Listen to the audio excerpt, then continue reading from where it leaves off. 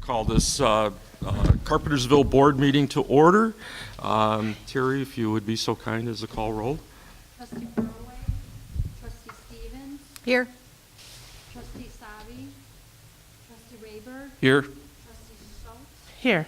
President Ritter, President Pro Tem Armstrong. Here. A couple announcements before we get started. President Ritter is down in Springfield trying to lobby the governor for our OSLOD grant, so he will not be here today.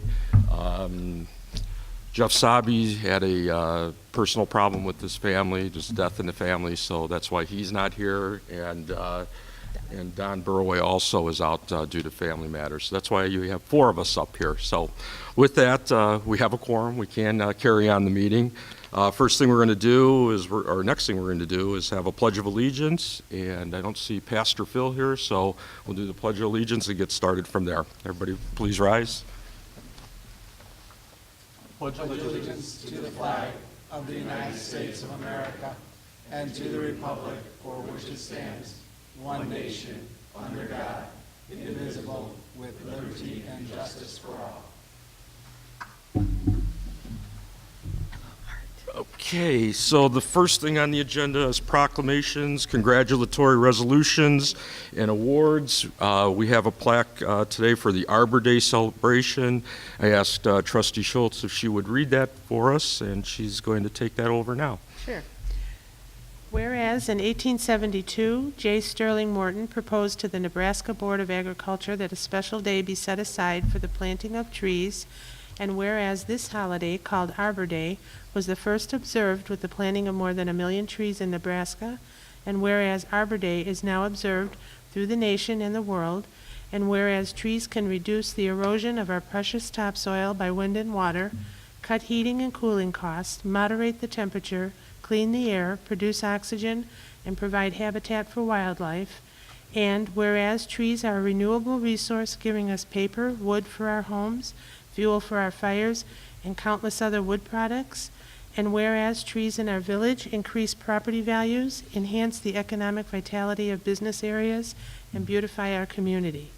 Now therefore I, it has Ed Ritter, President of the Village of Carpentersville, do hereby proclaim Friday the 29th of April 2016 as Arbor Day in the Village of Carpentersville, Illinois, and I urge all citizens to support efforts to protect our trees and woodlands and to support our village's ongoing forestry program. And further, I encourage all citizens to plant trees to gladden the hearts and promote the well-being of present future generations. Dated and signed at the Village of Carpentersville, King County, Illinois, this 5th day of April 2016. So. Great. Thank you very much for reading that. Appreciate Sure. it. You're welcome. Next item on the agenda is appointments, confirmations, and administrations of oaths. We don't have any of those tonight. But next item would be public comments. A couple things about public comments. Please keep your comments to 5 minutes or less. And please direct your comments not directly to any board member, but to the board as a whole. No comments may be addressed to individual board members, the village manager, members of village staff, or other members of the public. If you do have something that we need to follow up on, we'll ask the manager to do that, and he will get back with you. So your information should be on the page there. Terry, could you please call the first commenter? Armstrong and Chris Marquez, please.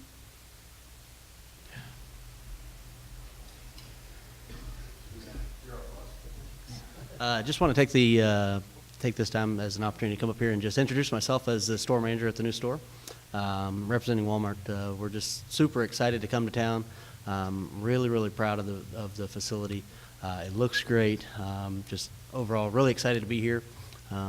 If there's anything that I can do in the community, I am the contact person, and I'm here for the community and hope to bring a lot of great services to town. And the community welcomes us with open arms. And we've got about 160 new jobs coming, so we're about halfway there filling those. So a few more weeks we'll be up and running. So.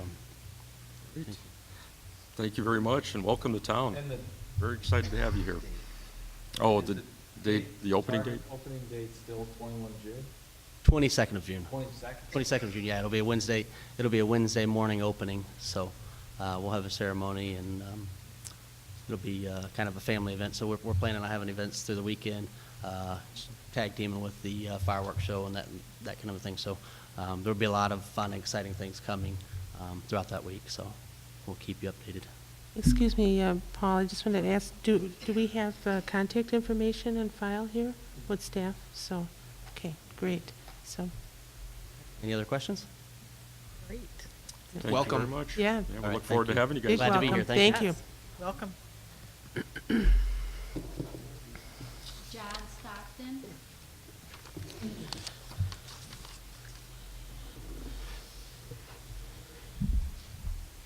Hi, good evening. I just wanted to notify the board and the police department of a scam that's been going around, at least our subdivision. I've had 3 flyers in the past 3 months that purport to be from Bank of America. They're obviously not from Bank of America. And they say to call an 800 number and be prepared to give your account number, et cetera. I took the last 2 to the B of A branch on Randall Road, and they said they would notify security. But they've always asked me if I've notified the police or the city too, so as I got this 3rd one today, I thought it would, appropriate timing, I would bring it tonight. Great, sure. I saw that on a Facebook posting this afternoon. Would you like it? Yes. I've seen you get plenty of them. What street are you on? Deer Path. Deer Path? Okay. We'll have our officers watch for people hanging on the doorsteps, because yes, this, like many of those things, are not, no bank is gonna have you call and ask for your number. Thank you very much. Right, it real quickly was about, at 3:30, it was a dark blue sedan, 4-door. One guy couldn't, my dog saw him, I couldn't, by the time I got to the door, they were gone. Anyway, that's all. Thank you for alerting Thank us. you. Thank you very much. Jared Sanchez.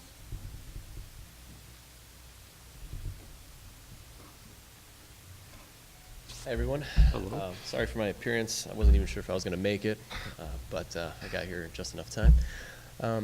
Long Meadow is an issue that's pretty current right now, and some people wanted me to speak about that tonight, but there's not really, it's not the right time, I think. We want to have a full board. And there is another subject that I'd like to just tell you guys about. It's sort of a work in progress. It has to do with community gardens. I know, Pat, I've talked to you about this. And the idea is to dedicate a few of the plots in the community gardens for donations to the local food pantry, the fish food pantry. And the details are all still being worked out, so I'll kind of come back and let you guys know as the thing progresses. But people I've talked to about it are pretty excited. We're gonna obviously be working with the fish food pantry and the local Boys and Girls Club. I have a meeting with them tomorrow, so we're hoping to get kids in the ground, in the soil during the summertime. Just another thing for them to do to stay out of trouble, and hopefully even the Boy Scouts will get involved and things like that.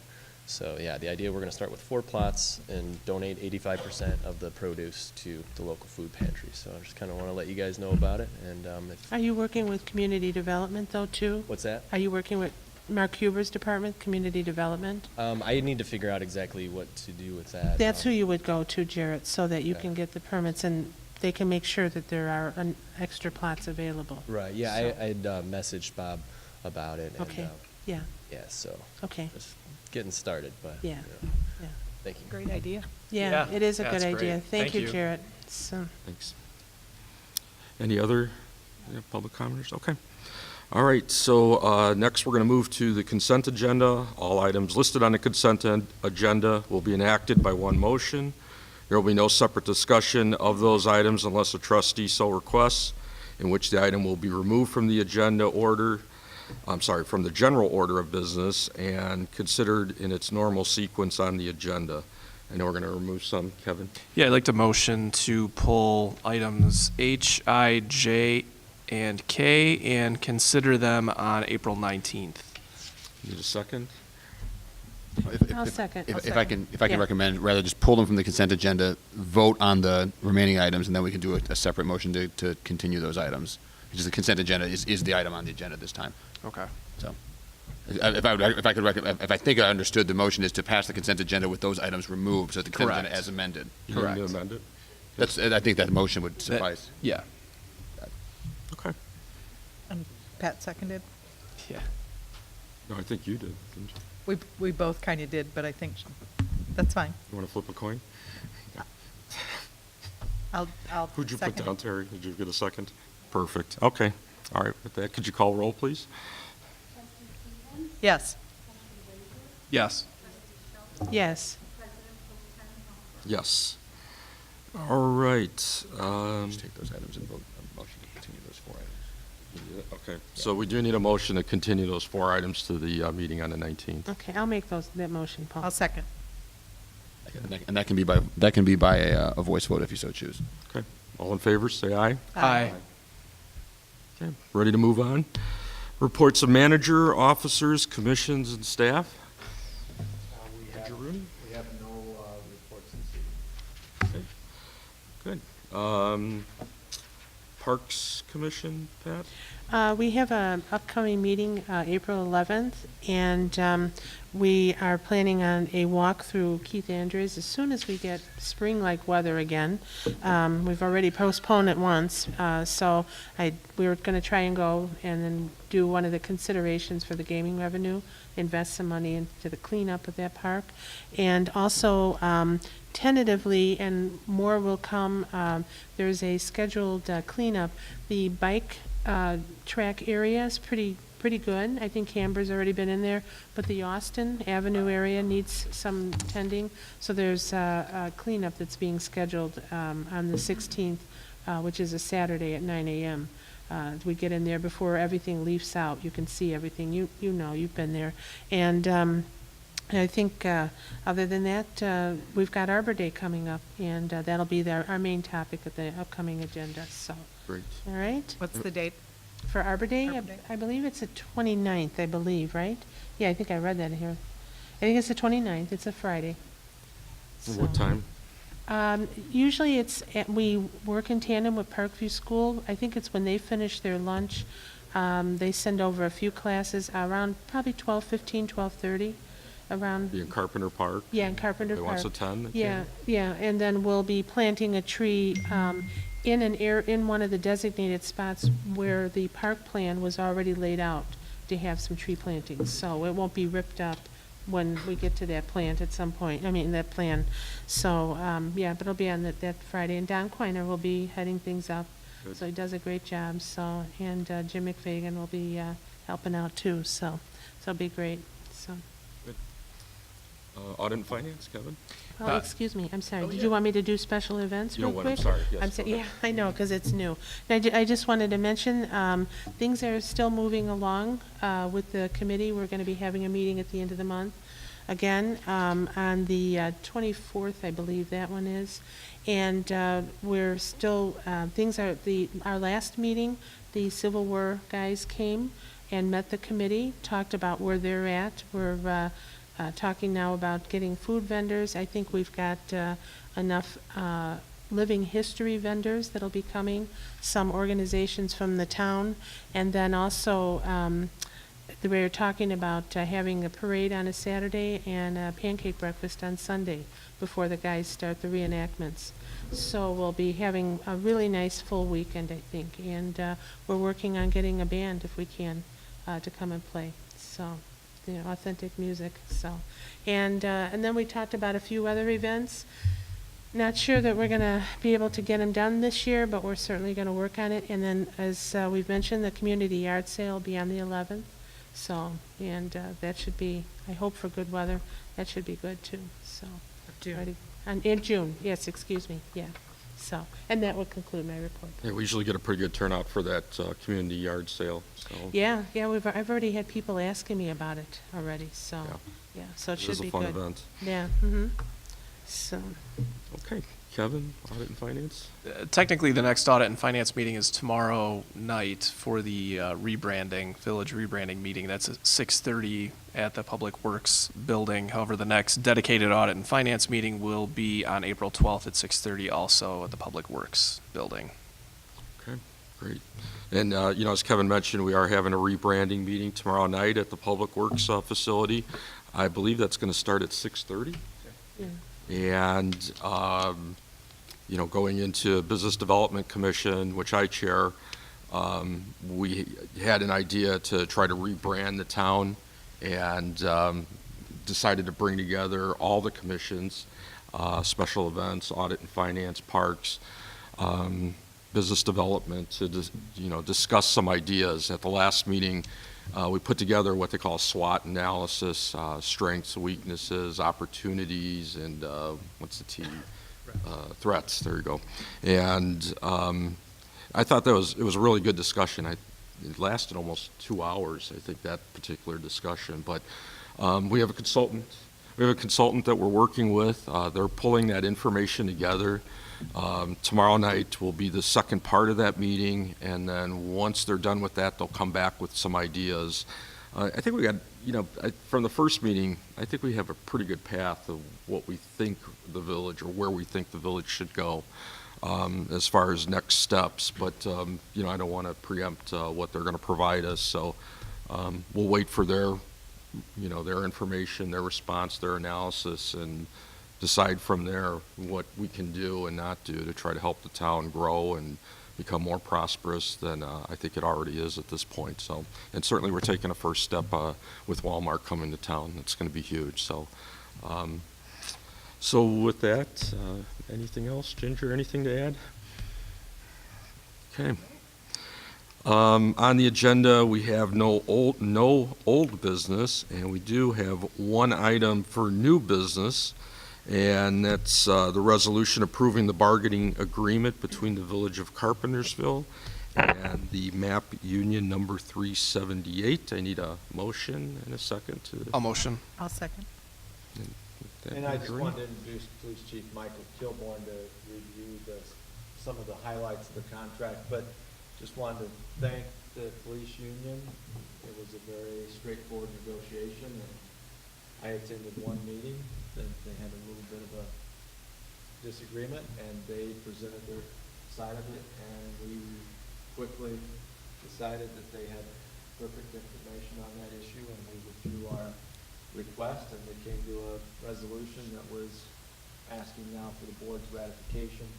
They were extremely cooperative, and Michael's going to do the highlight financially, just so the trustees and the public know. We've agreed to 20 months, and at the end of that 20 months, we will reconvene and talk about wages in the out 2 years. Because of the Wal-Mart and the disconcerting nature of Springfield and the budget process, that definitely what the governor and Speaker Madigan decide to do with the local government distributive fund will have a huge impact on our financial revenues as a village and all the villages and governments in the state. So the police union recognized that and worked cooperatively with us to address where we're at financially with the Wal-Mart coming to town on sales tax, at what it really will project to be. It won't be a projection, it'll be a financial, factual reality of what sales tax the village does receive by that time, and we'll negotiate the salary increases for the out 2 years of the contract, which I just want to give credit to the police union to being very cooperative and understanding in that process. They were model labor negotiations with the village, understanding that issues were beyond our control and beyond their knowledge, and we agreed to put off that financial decision until that time as we have facts. So Michael will give the other hand. Okay, this map unit 378 represents the patrol officers, and there are 47 patrol officers in that union, so it's our largest union for the police department. Manager Rooney said it's a 3-year, 8-month contract. That 8-month aligns the contract with the new fiscal year. And the first 2 years do have salary increases of 1.75 and 2.25. And then the next 2 years, the only thing to reopen in the contract are the salaries, as Manager Rooney stated, and that's because we're dealing with a bunch of unknowns. And both sides agreed that we would address those when they became more in focus when those years come up. We have, within this contract, included the spouses or partners in the wellness outcome insurance program. So the spouses or partners will now be included in that testing program. Personal days for the officers are now prorated. They have 4 personal days, but if you were hired in November, you'd get 4 personal days. Now we have it in there so it's prorated so that depending on when you're hired or when you start, you're not getting front-loaded those 4 days to begin with. There was a retirement pay increase from $1,000 to $2,000. That $1,000 had been on the books since I was hired. I'm sorry, $1,500 as it's written in front of me. $1,000 to $1,500, and that $1,000 was on the books since I started 26 years ago. So there was an increase there. Longevity increased from $40 to $50 a year. Once again, that $40 amount was on the contract since I started more than 26 years ago. Field training officers will now receive 1 hour of straight pay for every 8 hours that they are a field training officer. Our field training officers are very important to our department. They're the first officers that have direct contact and training with those new officers, and we felt it's important for their extra time they put in to get paid for that. And they're now given 1 hour of pay, straight pay, for every FTO day they put in. And the union has accepted the village's new payroll system. Some minor things in there. We changed the language from public safety director to police chief to address that. There was a change in the drug alcohol testing. Previous language indicated that during the life of the contract, if an officer was tested randomly for drug or alcohol, they could not be tested again until everyone else in that bargaining party had been tested. Well, it became not random at that point. So we were able to get that language out where it's not in there. If body cameras are deployed, the village will meet with the union to discuss body camera in reference to discipline. And we did change the language in reference to how the pay structure is set for educational incentive for those officers who have 2 years or greater of education.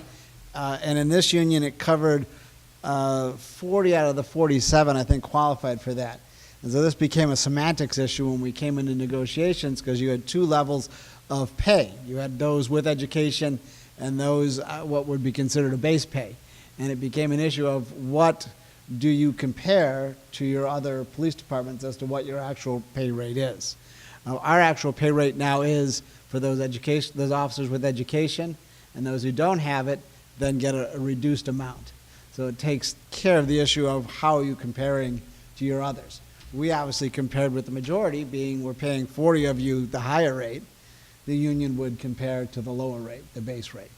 So those are the highlights. Any questions about the contract?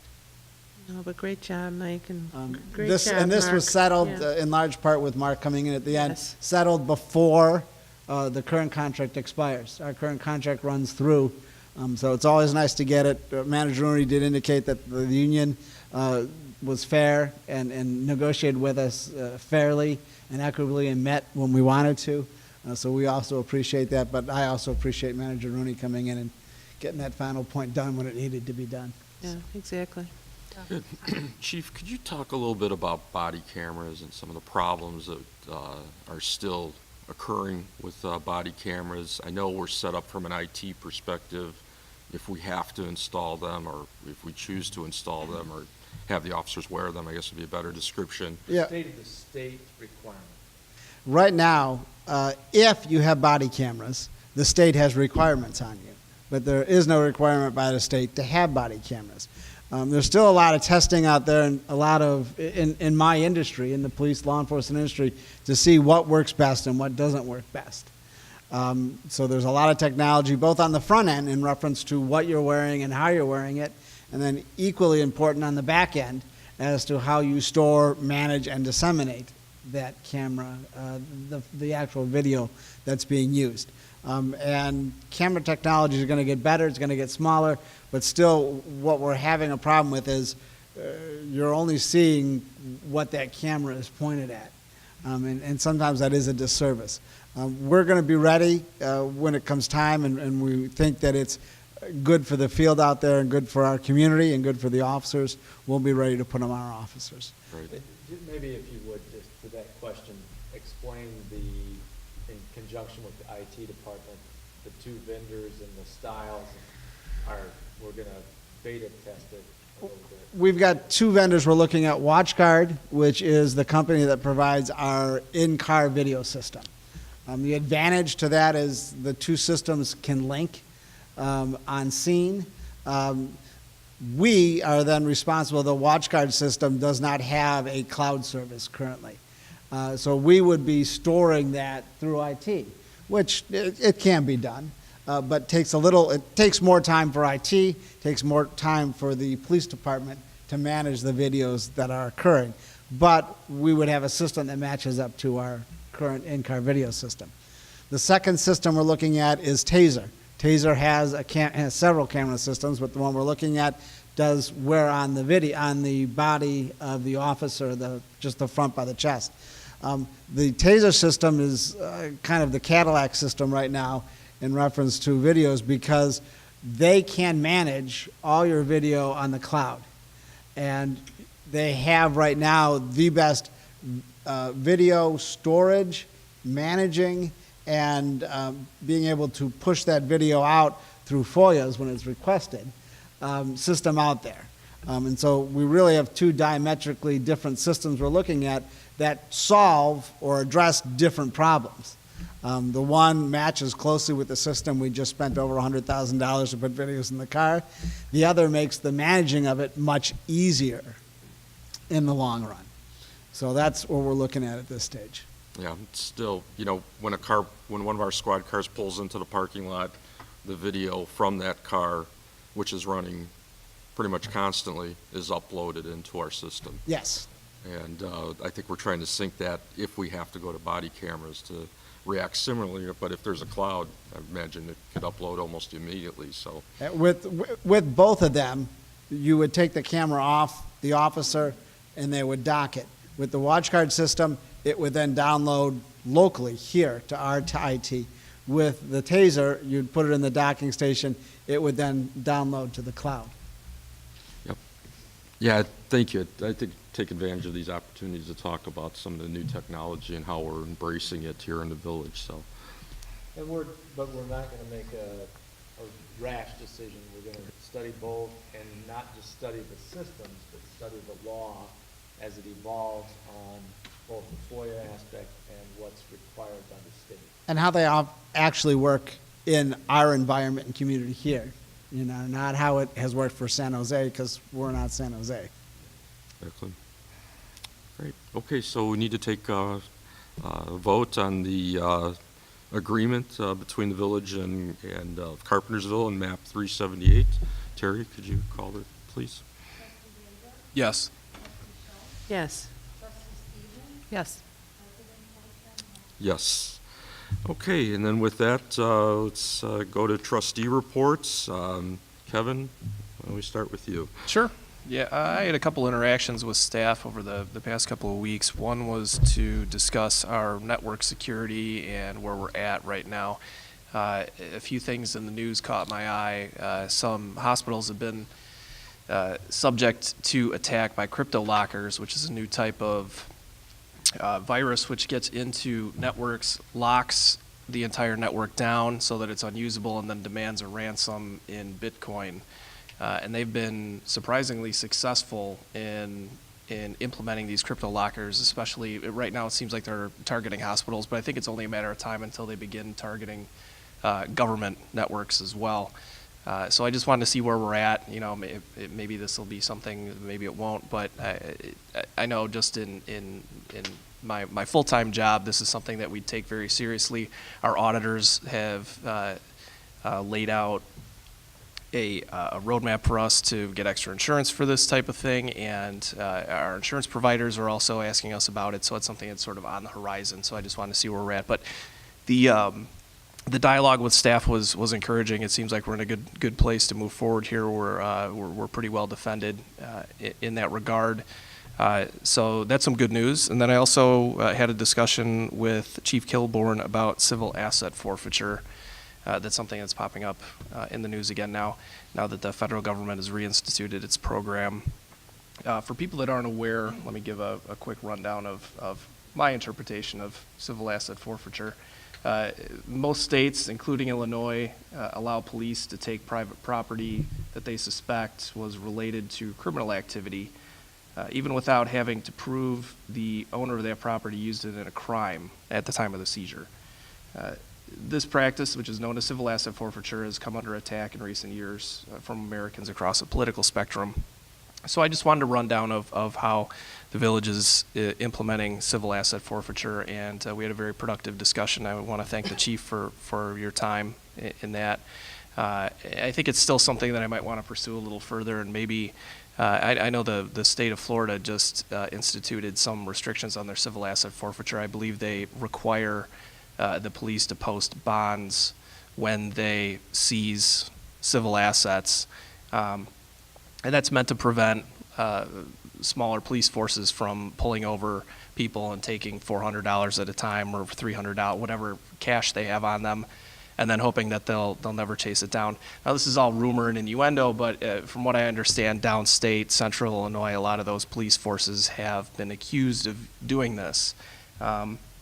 So again, it's something that I want to make sure doesn't happen in Carpentersville. I want to make sure that the residents are protected and safe from this type of what I would consider to be a breach of our constitutional rights. So, Chief, I anticipate we'll have a few more discussions on this and maybe see if there's something we could move forward with. That concludes my report. Thank you. Pat? I just wanted to say welcome again to Wal-Mart. So we're very excited to have you here in town. People can't wait. So it's been a long time coming, but I can't believe how quickly it went up. So it's really going to be a wonderful asset for us.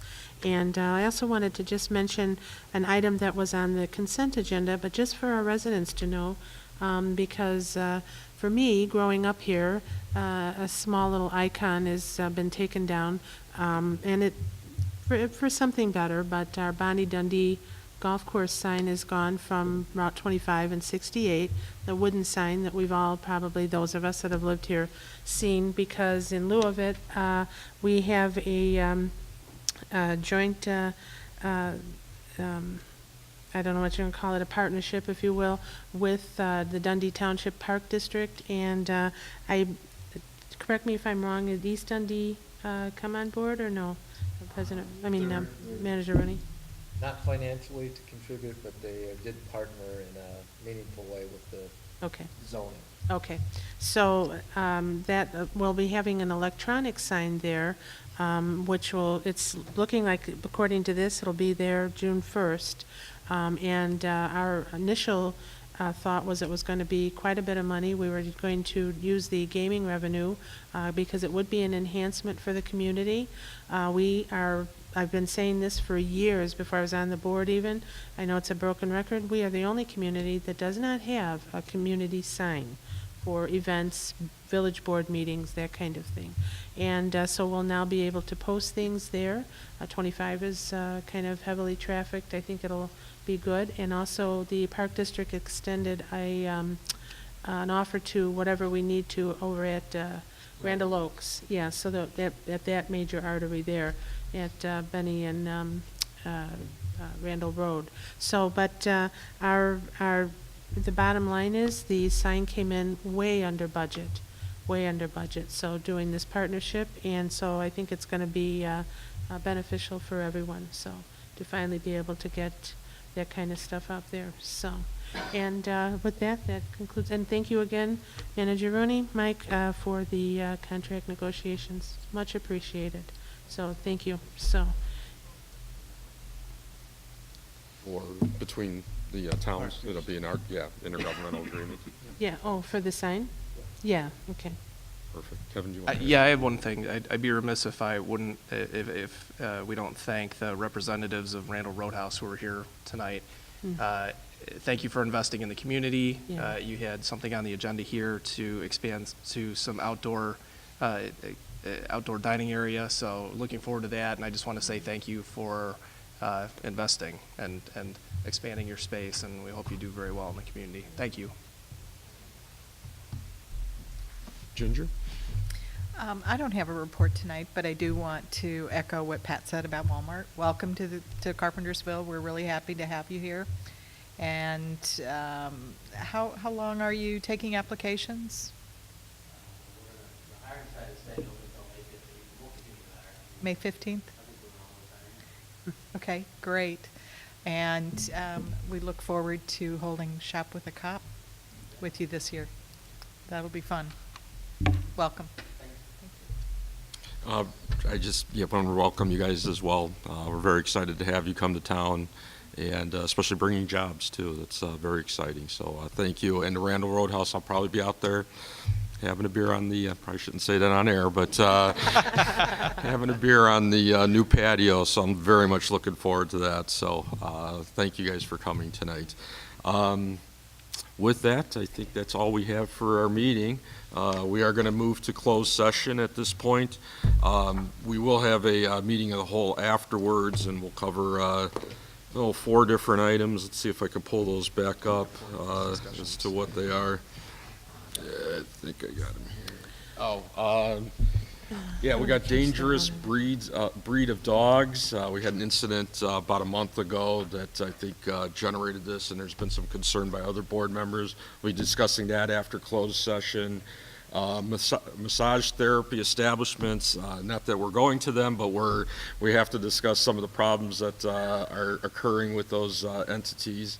A liquor license, Class F liquor license will be discussed, and mosquito abatement will also be discussed. So those will happen after the board meeting. If you want to stay, you can. After the closed I'm session. sorry, after the closed session. Yeah. You can stay for that. But we do have 4 items to discuss in closed session. Section 2C1, 2C2, 2C5, and 2C11. All of the Open Meetings Act. Right. So, I'll motion. I'll second.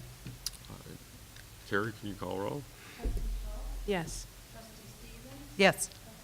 Yes. Yes. And thank you all for attending tonight. Appreciate it very much. We'll move to closed session. Thank you.